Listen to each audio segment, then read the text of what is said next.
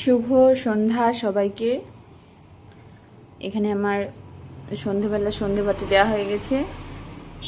দেখুন ঠাকুর ঘরটা খুব সুন্দর লাগছে না? ভালো করে দেখিয়ে দিই একবার। আর এগুলো দুর্গা পুজো লক্ষ্মী পুজোতে যে আলপনা দিয়েছিলাম সেইগুলো। দিদি এখানে বসে খেলা করছে। এখন এখন ওর জন্য টিফিন বানাবো। চাউমিন খাবে? এখন টিফিন না।